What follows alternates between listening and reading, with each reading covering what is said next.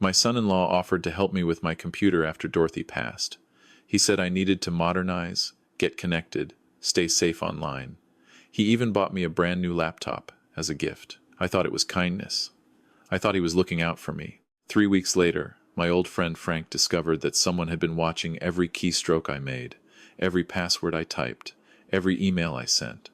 But that wasn't the worst part. The worst part was discovering what Marcus had been planning to do with all that information. 6 weeks after I accepted his gift, I watched the RCMP lead him away in handcuffs from my own kitchen. Hello, friends. Thanks for joining us today at Candy Vengeance. If this story resonates with you, please hit that like button and subscribe to stay connected with more real-life tales of betrayal and justice. Drop a comment below telling us where you're watching from. We love hearing from our community across Canada and around the world. Quick note, while some details have been changed to protect privacy, the lessons and warnings in this story are very real. Any similarity to actual names or places is purely coincidental. I turned 71 on a Tuesday in early March, and Calgary was still buried under a late winter snowfall. The Chinook winds hadn't arrived yet, and everything outside my window looked gray and frozen. I woke up alone in my house in Mount Royal, same as I'd been waking up for the past 2 years since Dorothy passed. The furnace clicked on at 6:30, and I shuffled to the kitchen in my old Calgary Flames hoodie. The one Dorothy always said made me look like a retired teenager instead of a retired accountant, which I was, I suppose. 42 years at Pemberton Financial, before I finally closed my briefcase for the last time. My phone sat quiet on the counter. At my age, birthdays feel less like celebrations and more like inventory checks. Still breathing, still standing, still here. Around 2 in the afternoon, my daughter Patricia showed up at the door with her husband Marcus. They were carrying a large gift bag and wearing those careful smiles people wear when they're worried about you. Happy birthday, Dad. Patricia hugged me tight, longer than usual. We wanted to do something special this year. Marcus stepped forward, extending his hand. Good to see you, Harold. Looking well. I shook his hand. Marcus Webb had married my daughter 20 years ago. He worked in information technology for an energy company downtown, something to do with network security. He was charming in that polished way some men have, all smooth words and firm handshakes. Dorothy had never quite warmed to him, though she never could explain why. Just a feeling, she'd say. Something behind his eyes. I'd dismissed it as a mother's overprotectiveness. Now I wonder if Dorothy saw something I was too blind to notice. Patricia handed me the gift bag. Open it, Dad. Inside was a sleek laptop computer, silver and thin. One of those expensive ones that cost more than my first car. This is too much, I said. You shouldn't have. Marcus waved his hand dismissively. Nonsense. You're still using that ancient desktop Dorothy bought you 10 years ago. It's time to upgrade. This one's faster, more secure, easier to use. I already set everything up for you. Your email, your banking, everything's ready to go. I held the laptop and felt something catch in my chest. They remembered. After everything, after Dorothy's death, after all the silence that had settled between us like snowdrifts, my daughter and her husband remembered my birthday. I wasn't in my kitchen anymore. I was standing in our old backyard in Lethbridge 40 years ago. Patricia was 5, running toward me through the sprinkler, shrieking with laughter, her pigtails flying behind her. Dorothy watched from the porch swing, one hand shielding her eyes from the sun. Daddy, catch me. Patricia had launched herself into my arms, soaking wet and giggling.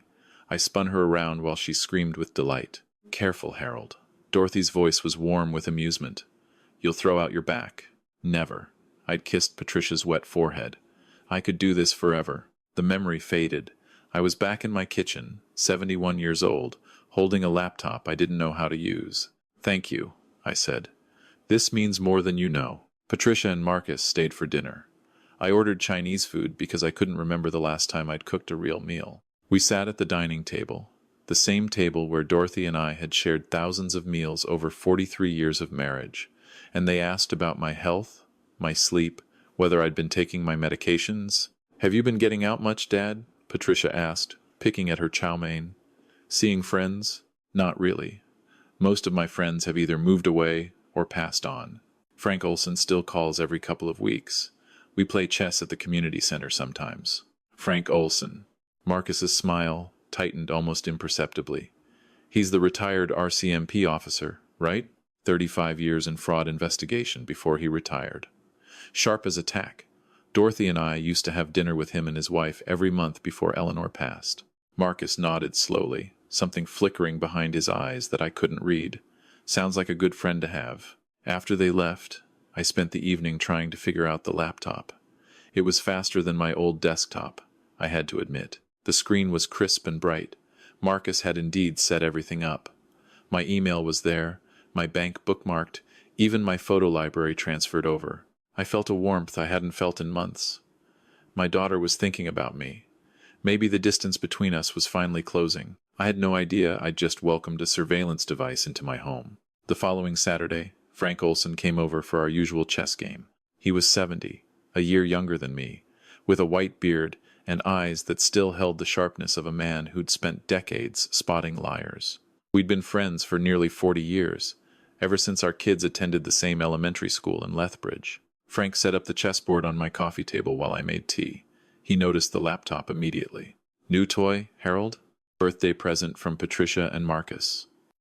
I carried 2 mugs in from the kitchen. Marcus set it all up for me. Email, banking, everything. Frank's eyebrows rose slightly. Did he now? Something in his tone made me pause. What? Nothing. He moved his first pawn. Just old habits. 35 years investigating financial fraud makes you suspicious of everything. Don't mind me. We played in comfortable silence for a while. Frank won the first game, as usual. His mind still worked 3 moves ahead of everyone else's. Halfway through the second game, he gestured toward the laptop. Mind if I take a look at that? Just curious about the specs. I shrugged. Go ahead. Frank opened the laptop, started clicking and typing. His expression didn't change, but I noticed his jaw tighten slightly. He kept clicking. Harold. His voice was quiet. When did you say Marcus gave you this? 3 weeks ago. For my birthday. Why? Frank didn't answer immediately. He just kept staring at the screen, his face unreadable. Frank, you're making me nervous. What is it? He looked up at me, and I saw something I'd only seen a handful of times in our 40-year friendship. Genuine concern. I need to show you something. But first, I need you to understand that I'm not trying to alarm you. I just need you to see this, with your own eyes. He turned the laptop toward me and pointed at the screen. You see this program running in the background? It's disguised to look like a system update service. But it's not. It's key-logging software, professional grade, the kind we used to see in corporate espionage cases. My tea went cold in my hands. I don't understand. Someone is recording every keystroke you make on this computer, every password, every email, every banking transaction. They can see it all in real time. That's not possible. Marcus set this up. My son-in-law. Frank's expression didn't waver. I know what I'm looking at, Harold. I investigated cases like this for 3 decades. This software didn't install itself. Maybe it came from the manufacturer. Some kind of defect. No. Frank shook his head slowly. This was installed deliberately. Someone configured this laptop to monitor you before it was wrapped in that birthday paper. I stared at the screen, at the innocent-looking program icons. A gift from my daughter and son-in-law. A gesture of love and concern. What do I do? Frank was already reaching for his phone. We need to make some calls. I didn't sleep that night. I lay in my bed, Dorothy's side still empty and cold, staring at the ceiling and trying to make sense of what Frank had discovered. There had to be an explanation. Marcus was many things, distant, calculating, difficult to read, but he was family. He was Patricia's husband. He was the father of my grandson, Tyler. People didn't spy on their own family members, did they? The next morning, Frank arrived early with a thick folder and a serious expression. I made some calls last night, he said, settling into my kitchen chair. Old contacts in the RCMP, people who owe me favors. And Marcus Webb isn't who he says he is. Frank opened the folder and spread documents across my kitchen table. His real name is Marcus Weber. He changed it legally 12 years ago, around the time he started dating your daughter. Before that, he lived in Edmonton, worked for a small IT company. I don't understand. Why change his name? Because of this. Frank slid a newspaper clipping toward me. The headline read, Edmonton man accused of financial exploitation of elderly client. My hands started trembling. The article was from 14 years ago. It detailed how an IT consultant named Marcus Weber had gained access to an elderly woman's financial accounts while helping her set up a new computer. He'd gradually drained nearly $150,000 before she noticed. The charges were eventually dropped due to insufficient evidence and the victim's declining mental state. He did this before? That's not all. Frank pulled out another sheet. After Patricia married him, I did some digging. Just routine, you understand. Old habits. I found the name change, but I never told you or Dorothy because I couldn't prove anything. And Patricia seemed happy. You knew? I suspected. But suspicion isn't evidence. I've seen too many families torn apart by accusations that couldn't be proven. I felt sick. All these years, Dorothy's instincts had been right. What do we do now? Frank leaned forward. First, we find out exactly what he's planning. The monitoring software suggests he's gathering information. Bank accounts, passwords, financial records. He's building a file on you, Harold. The question is why. I thought about it. My pension from 42 years at Pemberton was substantial. The house in Mount Royal was worth close to $1.8 million in today's market. Dorothy and I had been careful savers. Investments, RRSPs, TFSAs, a paid-off house. And yes, a life insurance policy for $750,000, with Patricia as the sole beneficiary since Dorothy passed. I have assets, I said slowly. Enough to make someone interested. Frank nodded grimly. That's what I was afraid of. We contacted the Calgary Police Service that afternoon. Detective Michael Tran from the Financial Crimes Unit met us at a coffee shop downtown. Frank had worked with him years ago, called in one last favor. Detective Tran listened carefully as Frank explained what he'd found. Then he asked questions, precise and methodical, the same way Frank used to ask questions. Mr. Sinclair, he said finally, your friend is correct. The software on your laptop is consistent with financial surveillance tools we see in elder exploitation cases. Elder exploitation. The word stung like a slap. What happens now? We investigate. But I need to be honest with you. We need more than surveillance software to build a case. We need evidence of intent, proof of what he's planning to do with the information he's gathering. How do we get that? Detective Tran exchanged a glance with Frank. We need you to act normal. Keep using the laptop. Let him think his surveillance is working, and we watch what he does with the information. You want me to spy on the spy? Something like that. He slid a card across the table. My direct line. Call me if anything unusual happens. I drove home in a fog that afternoon. The laptop sat on my passenger seat like a poisonous snake. A gift from my daughter. No, I corrected myself. A gift from her husband. Patricia might not know anything about this. She might be innocent. Or she might not. I parked in my driveway and sat there for a long time, staring at the house Dorothy and I had bought 15 years ago after I accepted the transfer to Calgary. We'd planned to retire here, grow old together, watch our grandchildren visit on holidays. Dorothy had planted the rose garden by the side fence, the same variety her mother had grown in Saskatchewan. My daughter, my Patricia, the little girl who'd thrown herself into my arms under the sprinkler. The teenager I'd taught to drive in the Costco parking lot. The woman who'd held my hand at Dorothy's funeral and promised everything would be okay. Was she part of this? I went inside, made coffee I couldn't drink, and sat in my empty house, listening to the silence. The answer came 3 days later.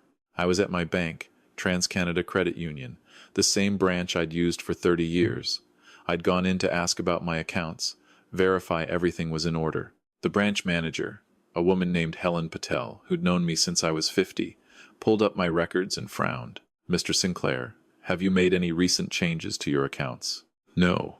Why? She turned her screen toward me. Someone added a joint account holder to your primary savings account 2 months ago. A Patricia Webb. My blood went cold. I didn't authorize that. The signature on file matches your usual signature. She squinted at the screen. And it was done through our online banking portal, using your login credentials. I never added anyone to my account. Helen's frown deepened. Let me check something else. She clicked through several screens, her expression growing more troubled with each one. Mr. Sinclair, there have been several changes to your account settings over the past 2 months. Your monthly statements were switched to electronic only. Your security alerts were disabled. And she paused. A wire transfer of $37,000 was made 3 weeks ago to an account in the Cayman Islands. The room tilted. $37,000? Where? Why? I don't know. But the transaction was authorized with your credentials and PI. I gripped the edge of her desk. Someone has been using my accounts without my knowledge. I need to speak to Detective Michael Tran at the Calgary Police Service. Helen's face went pale. I'll call him right now. The investigation accelerated after that. Detective Tran subpoenaed bank records, analyzed the laptop's keylogger data, traced the wire transfer. The picture that emerged was worse than I'd imagined. Marcus had been planning this for years. The first signs appeared shortly after Dorothy's diagnosis. 2 years before she passed, while she was fighting cancer and I was too distracted to notice anything else, Marcus had begun his reconnaissance. He'd accessed our financial records through Patricia's login to our shared family cloud storage. He'd mapped every account, every investment, every asset. After Dorothy died and I was drowning in grief, he'd accelerated his timeline. The laptop was just the latest tool. Before that, he'd been accessing my accounts through a tablet Patricia had given me the previous Christmas. Another gift I'd been too grateful to question. Detective Tran laid out the evidence in his office 2 weeks after my visit to the bank. We believe Marcus Webb has been systematically extracting money from your accounts for 18 months. The total so far is approximately $94,000, moved through a series of shell accounts to an offshore holding in the Caribbean. $94,000. I felt dizzy. That's not all. We found evidence that he's been laying groundwork for something bigger. He handed me a folder. We intercepted these emails between Marcus and a lawyer in Edmonton, someone who specializes in guardianship proceedings. I opened the folder with shaking hands. The emails discuss strategies for having an elderly parent declared mentally incapable. They mentioned specific symptoms to document: confusion, memory loss, inability to manage finances. They outlined a timeline for filing guardianship papers. He wants to have me declared incompetent? We believe that's the end game. Once he has guardianship, he can sell your house, liquidate your investments, access your life insurance. Everything you have would be under his control. I set down the folder. And Patricia, my daughter? Detective Tran's expression softened slightly. We haven't found direct evidence of her involvement. The emails are between Marcus and the lawyer only. The financial transfers were made using credentials he obtained through the keylogger. It's possible she doesn't know. But you can't be sure. No, I can't be sure. I spent that night in my empty house, surrounded by photographs of my family, Dorothy and me, on our wedding day. Patricia's first day of kindergarten, her graduation from University of Alberta, her wedding to Marcus, smiling so brightly in her white dress. I'd walked her down the aisle, given her away to this man, welcomed him into our family. Had she known all along? Or was she another victim, manipulated by a man who'd fooled everyone? The not knowing was almost worse than knowing. Detective Tran called me the next morning. Mr. Sinclair, we have enough to make an arrest, but I want to propose something first. I'm listening. We've been monitoring Marcus's communications. He's getting impatient. The emails to the lawyer have become more urgent. He's pushing to file the guardianship papers within the next month. What does that mean? It means he needs more evidence of your mental decline. He needs to document incidents that suggest you can't manage your own affairs. So we give him what he wants. Or what he thinks he wants. I didn't understand at first. Then I did. You want me to act confused, pretend to be losing my mind. I want you to give him rope, enough to hang himself. I thought about it for a long moment. Then I thought about Dorothy, about her instincts that I'd ignored, about the money stolen from me while I was grieving, about the future they wanted to steal. Tell me what to do. The next few weeks were a performance. I played the role of the deteriorating widower, the confused old man who couldn't quite manage anymore. I called Patricia and pretended to forget why. I repeated myself in conversations with Marcus. I left bills unpaid and wandered around my neighborhood looking lost. Dad, Patricia said during one visit, you seem more tired lately, more forgetful. I let my voice waver. Maybe you're right. Some days I can't remember if I've eaten breakfast. Have you thought about what we discussed? Marcus interjected smoothly. About letting us help you manage things? I looked at him. This man who had stolen from me, who wanted to steal everything else. I made my expression as vacant as I could manage. Maybe. I don't know. It's all so confusing. Marcus and Patricia exchanged a glance. I saw the triumph in his eyes. the careful calculation. "We could set something up," Marcus said. "Take the burden off your shoulders." "What kind of something?" "Power of attorney." Patricia's voice was gentle, but something in it seemed forced. "Just so I can help you with bills, appointments, that kind of thing." I pretended to consider it. "Let me think about it." After they left, I called Detective Tran and reported everything. The trap was set 2 weeks later. Marcus had arranged a meeting at a lawyer's office downtown. Someone he'd found who was willing to process the paperwork quickly. Patricia would be there. So would I. And so would Detective Tran and 3 officers waiting in the hallway. I arrived early, wearing the same confused expression I'd been practicing. The lawyer, a nervous young man named Bradley Chen, spread documents across the conference table. "These are standard power of attorney forms, Mr. Sinclair. General power of attorney and power of attorney for personal care. They authorize your daughter Patricia to make financial and medical decisions on your behalf." I looked at the papers, then at Patricia, then at Marcus. My daughter seemed uncomfortable, her eyes darting between me and her husband. Marcus looked confident, almost eager. "I don't know if I understand all this," I said slowly. "It's simple, Dad." Patricia reached for my hand. "I'll just be able to help you. Nothing changes unless you need me." But I saw it in her eyes. A flicker of something, doubt, fear, maybe even guilt. "Patty." I used her childhood nickname. "Did you know Marcus added your name to my bank accounts, without asking me?" Her face went pale. "What? Did you know someone has transferred $94,000 out of my savings over the past 18 months? "Dad, I don't." She looked at Marcus. "What is he talking about?" Marcus's confident expression cracked. "He's confused." "This is exactly what I was telling you about. He's losing track of things." "I'm not confused." I let my voice sharpen, dropping the act. "And neither are you, Marcus. Or should I call you Marcus Weber?" The room went silent. "I know about the keylogger on the laptop. I know about the offshore accounts. I know about the guardianship papers you've been planning with your lawyer friend in Edmonton." Marcus stood up so fast his chair scraped against the floor. "This is ridiculous. He's senile. He's making things up." The conference room door opened.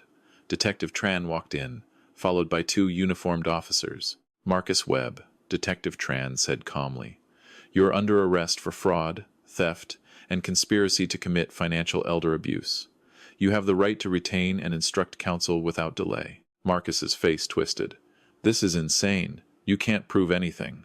We have 18 months of keylogger data showing you accessed his accounts. We have bank records showing the transfers. We have your emails to the guardianship lawyer." Detective Tran nodded to the officers. "We have everything." Patricia stood frozen, her hand still reaching toward mine. "Dad, I didn't know. I swear I didn't know." I looked at my daughter, at the shock on her face, at the tears starting to stream down her cheeks. "The emails were only between Marcus and the lawyer," I said quietly. "Your name wasn't on anything. I thought," she choked on a sob, "I thought we were helping you. He said you were getting forgetful. He said we needed to protect you before something happened. By stealing from me? By planning to take everything I have? I didn't know about the money. I didn't know about any of it." The officers handcuffed Marcus and began leading him toward the door. He struggled against them, his polished facade completely shattered. "Patricia, tell them. Tell them this is a mistake. We were just trying to help your father." Patricia looked at her husband, really looked at him, maybe for the first time. "You told me he was declining. You showed me the bank statements, said he was making strange transactions." She was shaking now. "You said the power of attorney was to protect him. You said we needed to act before he gave everything away to some scam." Marcus's jaw tightened. "I was protecting our future, our family's future. Do you know how much he's sitting on? Millions. And he was just going to let it all go to waste." "It's not yours to take." Patricia's voice cracked. "He's my father. He's an old man who doesn't know what he has." Marcus's voice turned ugly, all pretense gone. "In 5 years he'll be dead anyway. What difference does it make if we get it now or later?" The officers pulled him through the door. I heard his protests echoing down the hallway until they faded into silence. Patricia collapsed into a chair, sobbing. "Dad, I'm so sorry. I'm so sorry. I should have seen it. I should have known." I stood there for a long moment, looking at my daughter, the little girl from the sprinkler, the teenager I taught to drive, The woman who married a monster without knowing what he was. Did you know about his past? I asked quietly. About the woman in Edmonton? She looked up at me, her face wet with tears. What woman? Before you met him. He was accused of doing the same thing to an elderly woman in Edmonton. Financial exploitation. The charges were dropped. But I didn't know. Her voice was barely a whisper. He told me he'd changed his name because of family problems. I never questioned it. I believed her. Maybe I was foolish. Maybe I was desperate to believe that my daughter, my Patricia, hadn't been part of this. But I believed her. Detective Tran returned a few minutes later. We'll need statements from both of you. Mr. Sinclair, you did well. I nodded, suddenly exhausted. What happens now? Now we build the case. With what we have, he's looking at serious prison time. I looked at Patricia, still crying in her chair. And my daughter? Tran's expression softened. Based on our investigation, we don't believe she was knowingly involved in the fraud. She may have been manipulated, used as cover for his activities. We'll need her cooperation, but I don't anticipate charges. Patricia looked up. I'll cooperate. Whatever you need, I'll tell you everything. The trial was in September. Marcus Webb, formerly Marcus Weber, faced 12 counts, including fraud over $5,000, theft, identity fraud, and elder financial abuse. His previous accusation in Edmonton, while not resulting in conviction, was admitted as similar fact evidence, showing a pattern of behavior. I attended every day of the trial, sat in the gallery and watched as the evidence mounted. Bank records, emails, the keylogger data, testimony from the lawyer he'd been consulting about guardianship. The prosecution painted a picture of a patient predator, someone who'd spent years positioning himself to exploit vulnerable seniors. Marcus's lawyer tried to paint me as confused, unreliable, exactly the picture Marcus had been trying to create. But Frank Olson testified about finding the surveillance software. Detective Tran walked the jury through the evidence trail, and I sat in the witness box and told my story clearly, precisely, the way an accountant presents a balance sheet. I was not confused then. I was not confused now. I was a man who almost lost everything to someone he trusted. The jury deliberated for less than a day. Guilty on all counts. The judge sentenced Marcus to 6 years in federal prison. Fraud, theft, exploitation of a vulnerable person. His previous history and the calculated nature of his crimes worked against him. I didn't feel triumph when the sentence was read. I didn't feel vindication. I just felt tired and old and sad. After the trial, Patricia came to see me. She looked thinner than before, worn down by the weight of everything that had happened. Tyler knows everything, she said quietly. He's devastated. He idolized his father, Tyler, my grandson, 19 years old, studying computer science at the University of Calgary. I'd barely seen him during the investigation, the trial. He'd kept his distance, and I'd understood. How is he? Angry, confused. She sat down across from me at my kitchen table. He's been seeing a therapist, trying to process how his father could do this. And you? Patricia was quiet for a long moment. I've filed for divorce. I can't be with someone who would do this. To you, to us, to everything. I nodded slowly.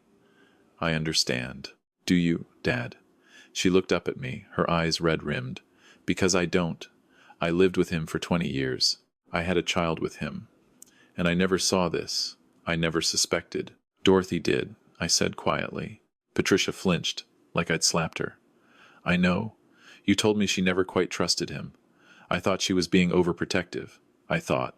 She broke off, crying again. I reached across the table and took my daughter's hand. You're not responsible for what he did. He fooled everyone. Professionals. Investigators. He fooled me for 20 years. You were his wife. He worked harder to fool you than anyone. She squeezed my hand. I should have listened to Mom. Maybe. But maybe he would have found another way. Men like Marcus are patient. They plan. They adapt. We sat in silence for a while, father and daughter, holding hands across the table where Dorothy and I had shared so many meals. Can you forgive me? Patricia asked finally. I thought about it, about the fear and suspicion of the past months, about the money stolen from me while I grieved for my wife, about the future Marcus had tried to steal. Then I thought about the little girl in the sprinkler, the teenager who called me crying after her first heartbreak, the woman who held my hand at Dorothy's funeral. There's nothing to forgive, I said. You're my daughter. She broke down completely then, sobbing into her hands. I got up, walked around the table, and held her the way I used to hold her when she was small and the world was too big and frightening. It's okay, Patty. We're okay. That was 8 months ago. Marcus is serving his sentence at a federal institution in Saskatchewan. Patricia finalized her divorce in January. She's rebuilding her life slowly, carefully, with the help of a good therapist and the support of friends who've rallied around her. Tyler came to see me last month. He stood on my doorstep, looking uncertain, almost afraid. "Grandpa," he said, "I'm sorry I stayed away. I didn't know how to face you after everything." I pulled him into a hug. "You have nothing to apologize for. He's my father," Tyler said into my shoulder. "Part of me still loves him. Is that wrong?" "No." I stepped back and looked at my grandson. This young man I'd bounced on my knee, taught to ride a bike, helped with math homework. He's your father. Loving him doesn't mean you approve of what he did. It just means you're human. Tyler wiped his eyes. "I'm changing my major to cybersecurity. Is that so?" He nodded. "I want to help people like you, protect them from people like—" He couldn't finish the sentence. I put my hand on his shoulder. "Your grandmother would be proud of you. I turn 72 next month. The house feels different now. Quieter in some ways, livelier in others. Patricia visits every Sunday for dinner. Tyler stops by when his schedule allows, usually to help me with whatever technology is confusing me that week. I've thought about selling the house, starting fresh somewhere without memories in every room. But Dorothy's roses still bloom every spring. The kitchen still smells like her cooking on Sunday mornings if I close my eyes and remember hard enough. Some mornings I wake up and forget what happened.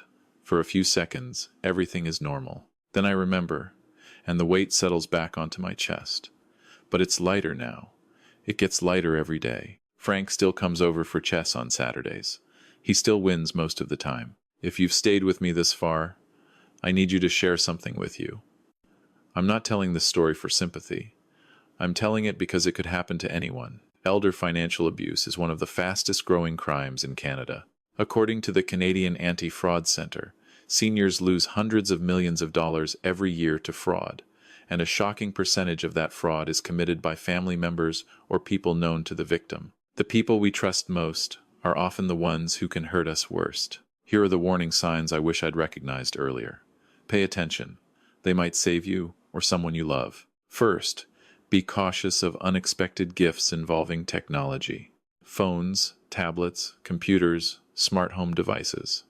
These can be used to monitor your activities. If someone gives you a device and insists on setting it up for you, ask yourself why they need that access. Second, watch for family members who show sudden increased interest in your finances. Questions about your accounts, investments, insurance policies. These might come from genuine concern, or they might be reconnaissance. Trust your instincts. Third, notice if someone starts questioning your memory or mental capabilities. If a relative repeatedly suggests you're confused, forgetful, or incapable of managing your affairs, consider whether that's true or whether they're building a narrative to support a guardianship claim. Fourth, never sign documents you don't fully understand. Power of attorney is a powerful legal tool. In the right hands, it protects you. In the wrong hands, it can be used to take everything you have. Always have a lawyer you trust. Review any legal documents before you sign them. Fifth, monitor your own accounts regularly. Check your bank statements, credit reports, and financial accounts monthly. Look for any changes you didn't authorize, any transactions you don't recognize, any new account holders you didn't add. Sixth, protect your passwords and credentials. Never share your banking passwords, even with family members. Use different passwords for different accounts. Consider using a password manager or writing them down in a secure location only you can access. Seventh, trust your instincts. If something feels wrong, it probably is. That nagging discomfort might be your brain recognizing a threat before your heart is willing to admit it. Don't dismiss your feelings. Eighth, maintain your social connections. Isolation is the predator's greatest weapon. Stay connected with friends, neighbors, community groups. The more people who see you regularly, the harder it is for someone to manipulate or exploit you without being noticed. Finally, know that it's never too late to ask for help. Talk to someone you trust. a doctor, a lawyer, a police officer, a friend. Organizations like the Canadian Anti-Fraud Centre and your local police services have resources specifically for elder financial abuse. You don't have to face this alone. My son-in-law made his choices. My daughter made hers. I made mine. The family we were is gone, but we're building something new from the wreckage. It's different. It's harder, but it's honest. Some nights I still dream about that backyard in Lethbridge. Patricia running through the sprinkler. Dorothy watching from the porch. The sun warm on my face. I wake up reaching for a past that doesn't exist anymore. But I'm still here. Still standing. Still free. That's something. Maybe that's enough. If you're watching this video, wherever you are, whoever you are, learn from my story. Protect yourself. Protect the people you love. And remember that sometimes the greatest threat comes wrapped in a gift bag from someone who calls you family. Stay safe out there. And thank you for listening to an old man's story.